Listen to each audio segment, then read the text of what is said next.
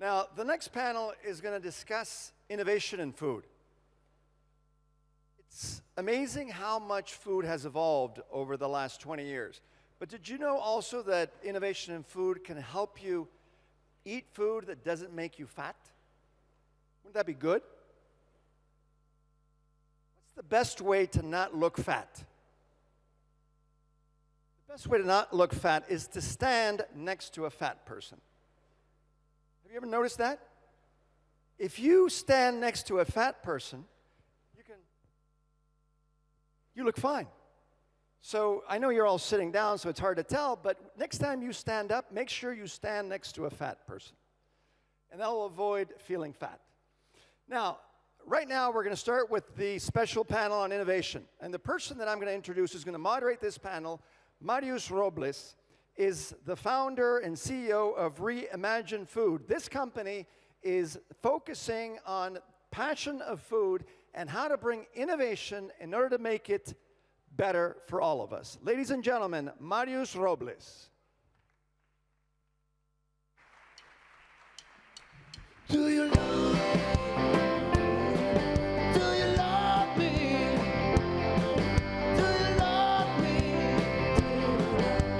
I said I didn't.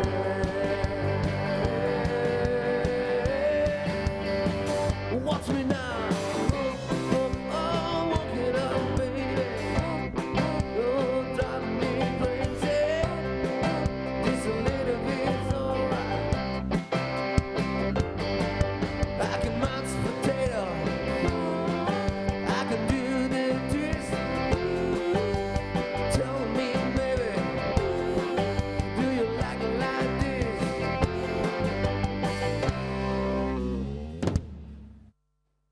Hey, good afternoon. Are you listening? Okay. Well, now a special exercise in the next 35 minutes. Close your eyes and reimagine food, please. Because now we have 35 minutes, very spectacular, to talk it, not only about the present, talking about the future on food and tech. Well, let me introduce, because we try a round table with great diversity, represent for different key figures of the drivers of food tech revolution. Probably 5 special concepts. AgTech with Melissa, investors with Ellie, health with Nora, food delivery, Melih, and nutrition with Ianko. Okay, probably has become, in my opinion, the 5 areas that we need to analyze very, very near in the next years. To help the audience to acquire the real dimension about what means food tech, let me show you that this year, for example, the investment in food tech is approximately $5,000 million. 2,700 million last year, and 930 million in 2030.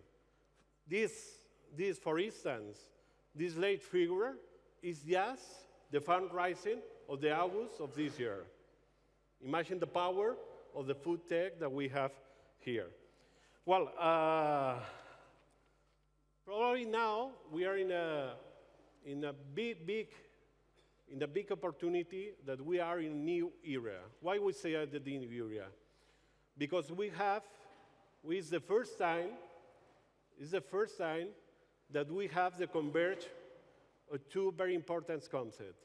First of all, it's a time when technology meets food. And the second one is the first time that converge when food meets technology. Let me explain. When I say that food tech meets food, it's because companies like Google, Airbnb, Amazon, Apple, Samsung start some projects about relationship with food. It's the first time that food meets technology, that, for example, restaurant or food service start to applicate tables, beacons, etc. It's the first time. And in the middle of the two concepts, the consumer. The consumer has the power probably in the next 2 years. Well, let me start with Melih Odemis, with co-founder Yemeksepeti. Yes, pronunciation, yes, correct. Probably of the number of the fundraising of this year, the $5,000 million, a big percent is about food service. Food service have a rate of growth approximately 215 in the last 2 years. Probably we are in the case of the biggest ever life revolution in home delivery. We have different concepts. In Spain, we have the case of Yazid, but basically in Europe, we have two very important players, like Rocket Internet, that both precisely La Nevera Roja, and Delivery Hero is the domain player of the market. An example is Yemeksepeti, which has recently acquired by Delivery Hero with a value of approximately 589 million in cash and share deals, with also investor general acting become shareholders. Yemeksepeti is processing more than 3 million orders each month and a growth of 60% of a year. In addition, he has recently come attention on the story about probably is the best, one of the co-founders, is one of the best boss in the world. Why? Because for every of his employees, 140 employees, have paid 237,000 for every dollar for our operation. Well, it's the best boss, like I say.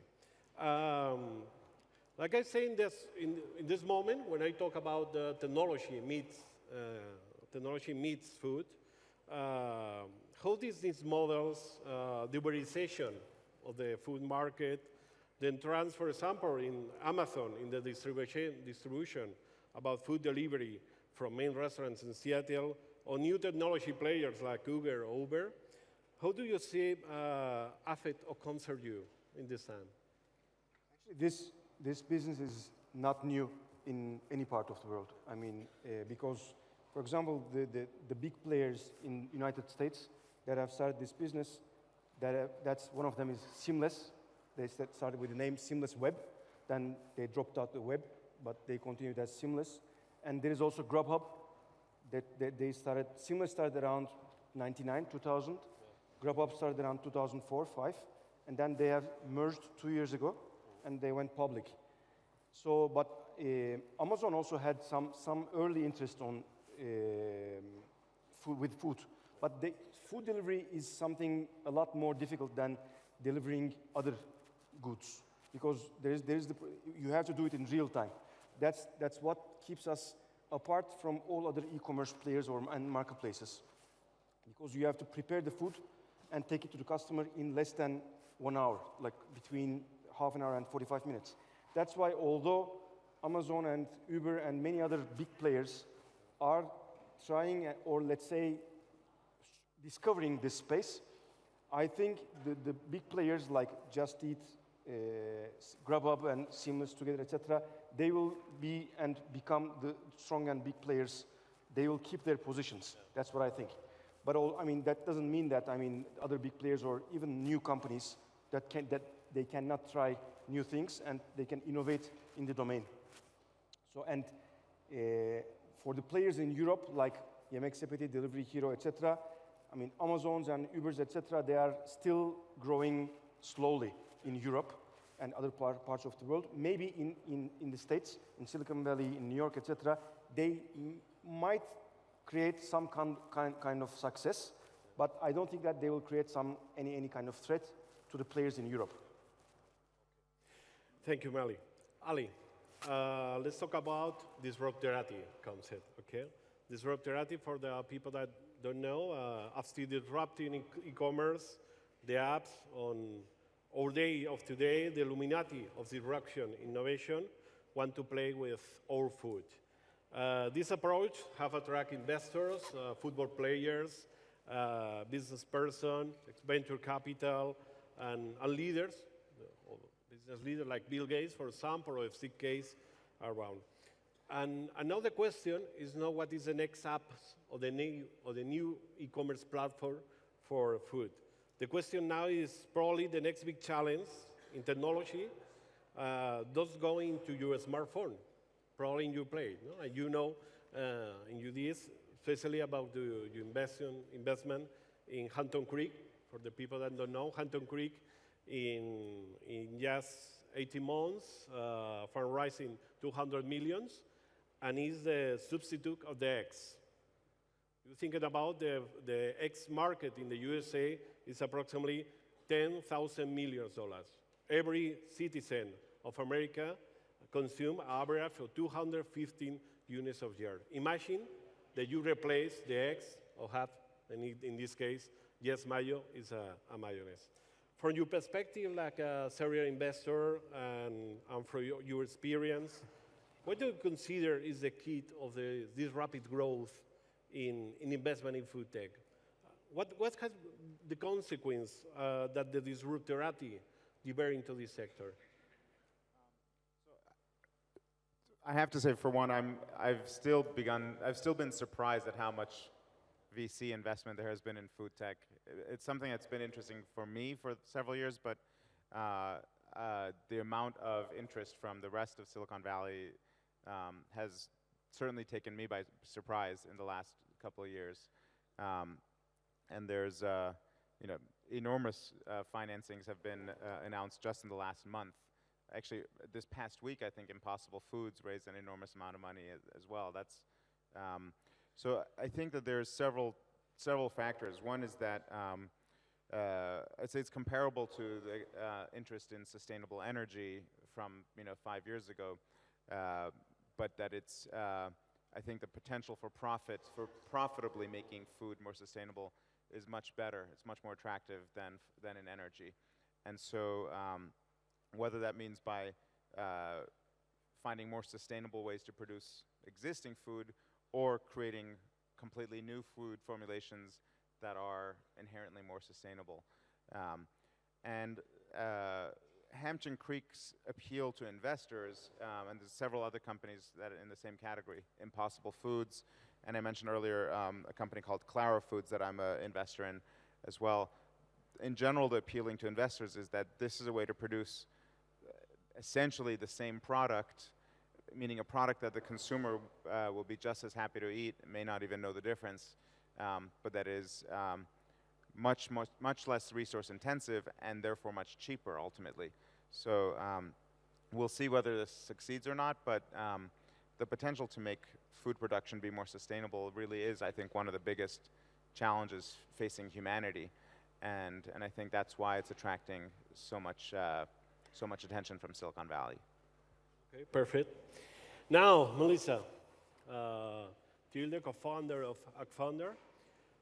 Probably 2 years ago, it's impossible thinking about the converge of crowdfunding, agriculture. It's impossible. 2 years ago, and in Spain, we started probably 4 years ago to the crowdfunder market, and in agriculture, it's the other side. But it's more surprises that the fundraising, for example, in the middle of the year, have a tracking record of 2 billions in active investment in these first years. Melissa, what of all these projects, I think,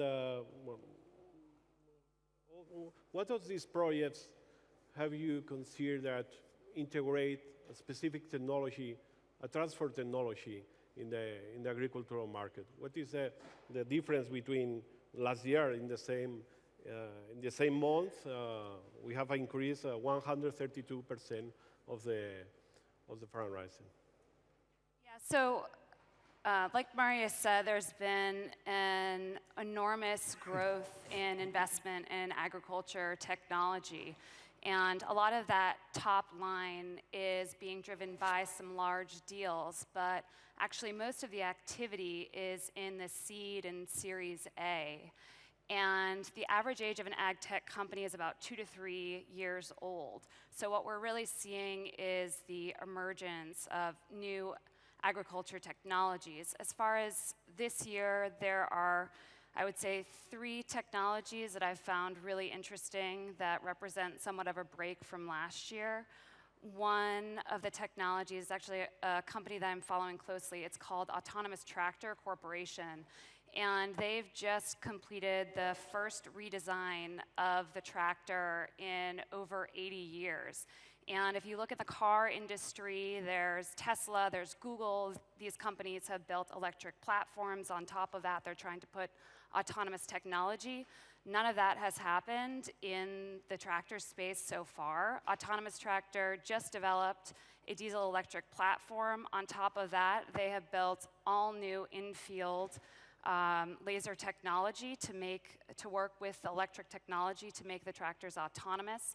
They're rolling out their diesel-electric platform this quarter, Q4, and next year their autonomous technology will be on the market.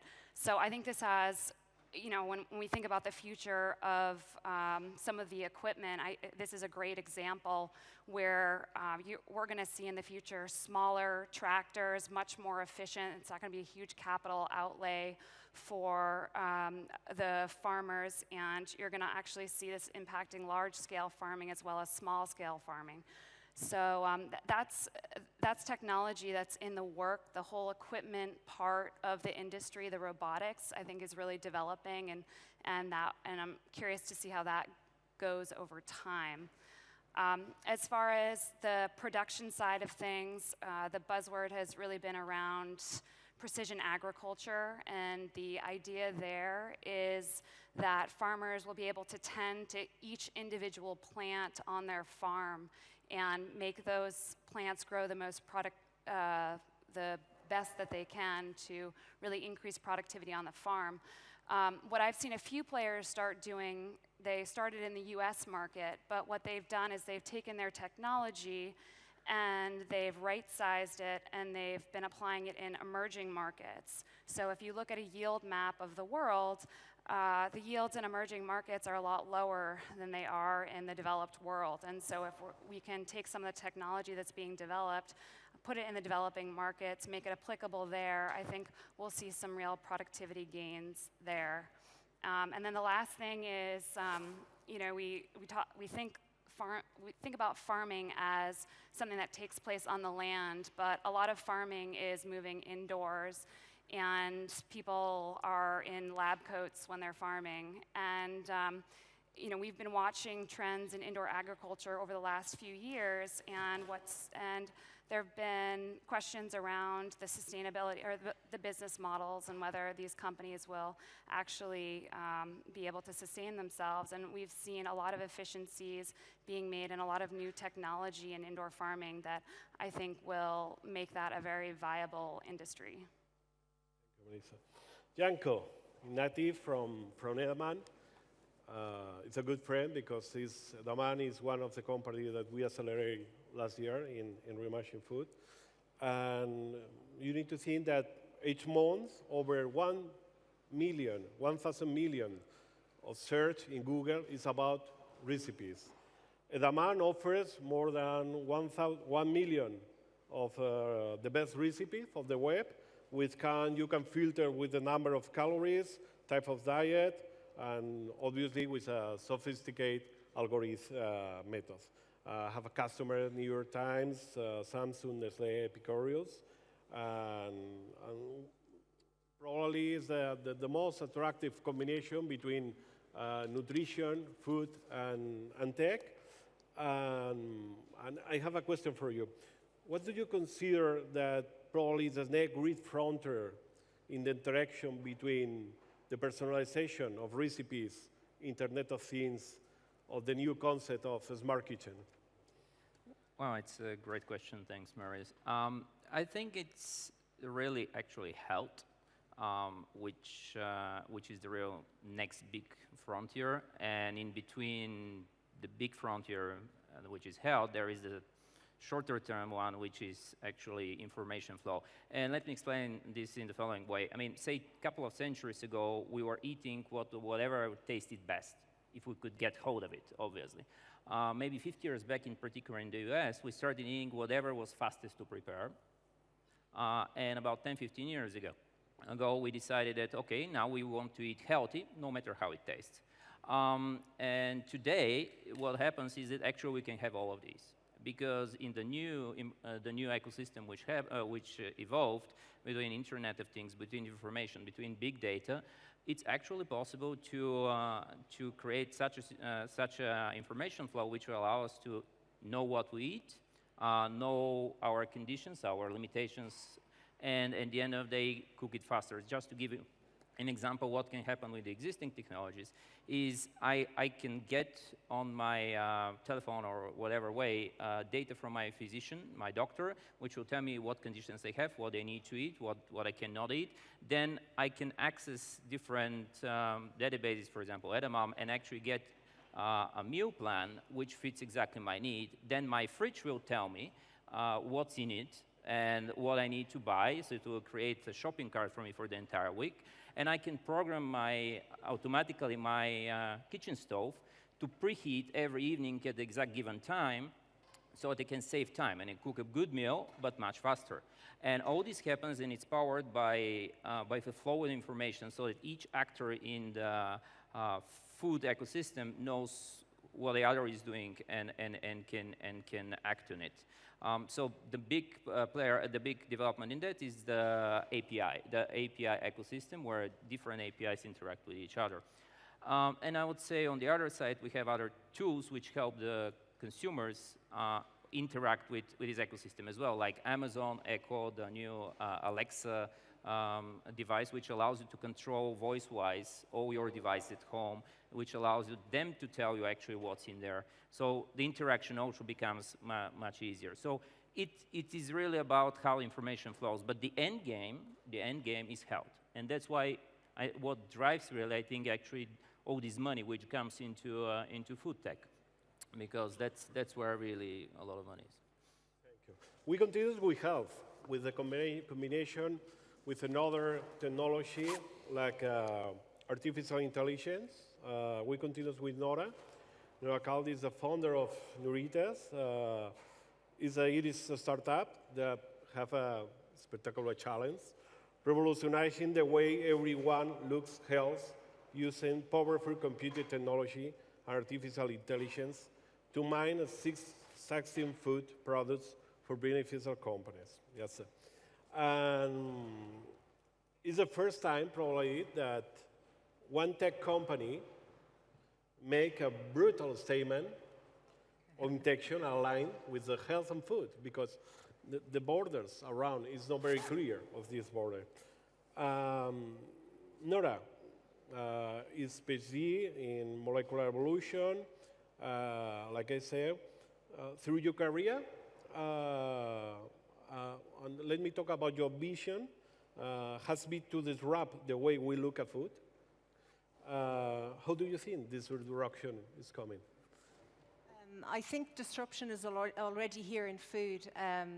So I kind of give you a little bit of what we do at Nuritas first and explain it a little further. So at Nuritas, we're identifying life-changing ingredients in food. And these life-changing ingredients have been in food since the existence of humans on Earth. But no one so far has been capable of identifying them in food until Nuritas. So we identify them and create them. And what does this mean? So basically, every time you eat food, you eat about 1 trillion molecules. Every time you eat something, you're eating trillions of molecules. These molecules are interacting with your body. And some of them are actually very, very interesting because they have immense health benefits. For example, they lower cholesterol, they lower blood pressure, or they regulate sugar, glucose in the blood. So they're good for diabetics. But so far, it has taken millions and years to identify some of them. What we're doing is that we're creating, we're bringing in machine learning and artificial intelligence, and we're looking at food at the molecular level using genomics and proteomics, and identifying these life-changing ingredients in a very cost-effective way. So instead of spending billions, we're doing it in a few months. So in the past few months, we have discovered quite a few life-changing ingredients that we have patented so far and now commercializing them. So in a nutshell, really, we're disrupting the way people look at food. So food is not really used to its full potential. Food is only used for, for giving us energy or for taste, but there's so much more in food that no one is looking into. And the good thing about our technology is that it can be pointed to any organic matter. So currently, we're focused on food.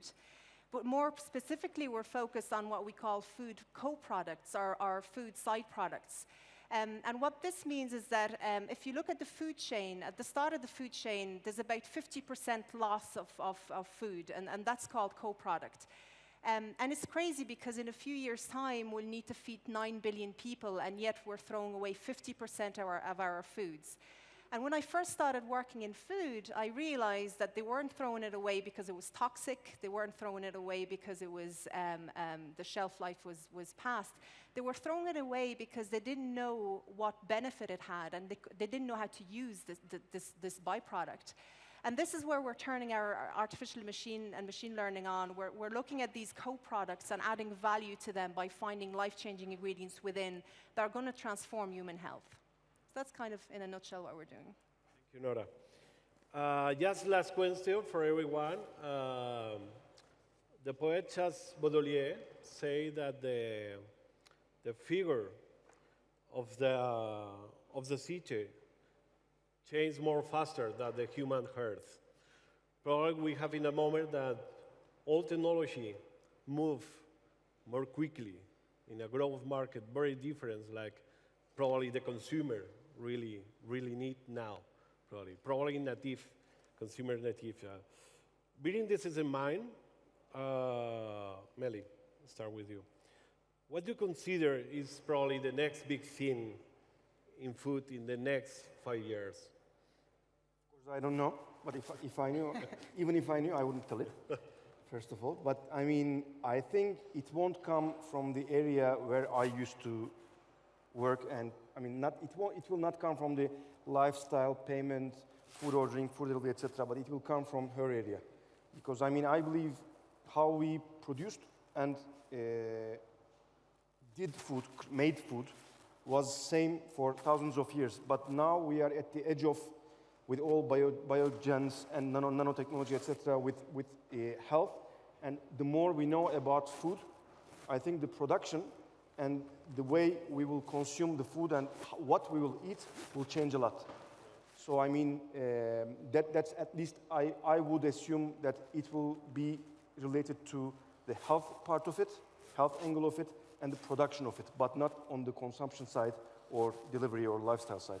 You're thinking probably about the personalized food production? Yeah.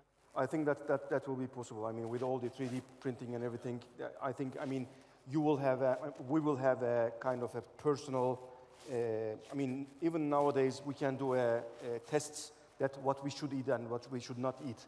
These tests with DNA and everything will be almost, I mean, general and available to everybody, so that we will be able to know what we should eat and what we should not eat, and we will be able to produce them ourselves, maybe at home. Please. Sorry. Yes. But what do you think, the same question? Probably is the next big thing in food in the next 5 years. Well, I don't know if there's any single thing. I would agree that what Nora's doing is very exciting. I'm actually an investor in her company, Nuritas, so definitely I believe and hope that it will be the next big thing. I would love to hear a little bit more about what you were saying, because it wasn't clear for me when you were talking about finding life-changing ingredients in food. Is it that, do you then isolate them and have to produce more of it, or is the quantity in, I mean, if, Okay. you know, I eat broccoli because it supposedly has nutrition already in it. Yeah, but there's a difference between nutrition and then these kind of like drug-like molecules. So what we're doing is that if you take, let's say, broccoli, and we break it down in such a way to release these activities. These activities are they're not active in the normal form. They just need to be kind of released from the structure of the food. And once they're released, then they perform a certain functionality. And the quantity of the food can be from about 80% to 100%. So that means that if you take a broccoli, we probably might use 80% of the broccoli or 100% of it, between 80 and 100%. We throw away very little. So if you take a co-product that's currently thrown away, we use most of it to create the ingredient. What we're doing is simply releasing the activity from the structure of the food. Because these activities are embedded, they're dormant within the structure, and when you release them, they become active. So you're not isolating a micronutrient and throwing away the rest of the food. You're That's not really, not with the ingredients we have. So there's two types of ingredients really. So the majority of the ingredients we have, we're just allowing the molecule to be expressed. So we're taking it out, but the food itself is there. But the second part is if the molecule is has very low concentration, then you need to focus on concentrating it. But the majority of the ingredients we don't need to do that with. So it's just the full ingredient, but just release of the activity within. interesting.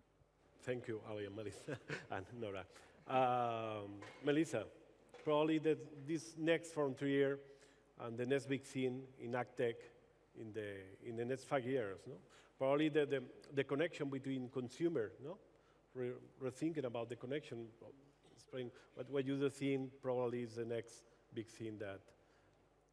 I guess actually one point I was going to add on to the conversation is, there are a lot of companies that are working on innovations in food and, pre-Farmgate and ag tech, but I actually think there hasn't been enough time spent educating consumers and really bringing enough education about health, about food, and using the sort of nutrition community and the scientific community, helping translate some of their work so that it's easier for us to understand and then for us to make choices around our food.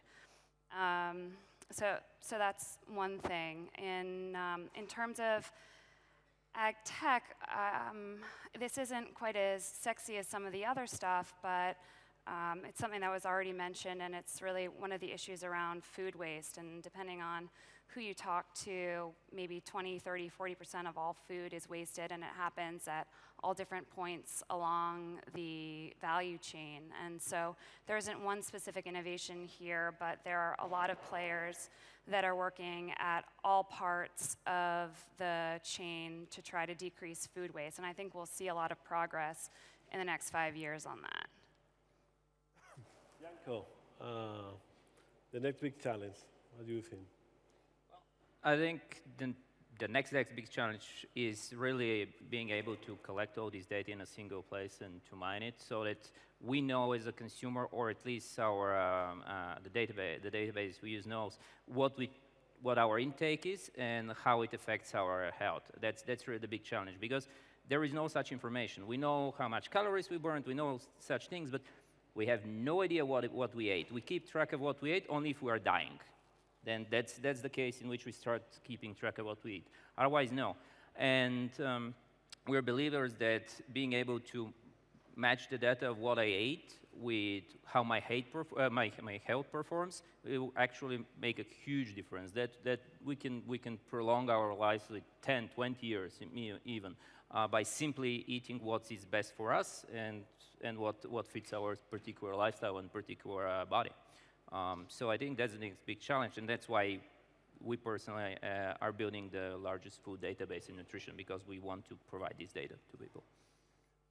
Nora, just in 1 minute. Yes. Yeah, I'll try and be quick.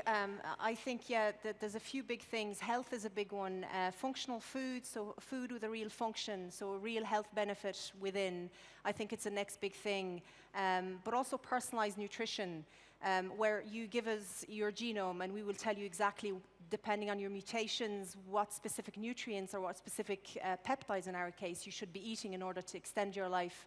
And if you think about it, 96% of the cost of health costs around the world is targeted towards when you get sick, you know, take a drug and get better, maybe. And only 4% is targeted towards wellness and well-being and prevention. And this is going to change. This is really going to change in the future because it's not sustainable. There's a full-grown population size of the elderly. You know, it's not sustainable to cure people when they're sick, but to extend their life and make them reach their later stages healthier. So functional food is going to be a big one. That's food with a real function, a real scientific claim behind. And I think personalized nutrition is the next big one as well. Okay, thank you very much for all the speakers. And just thinking about the future is very near, or near that we thought. Thank you very much. Thanks.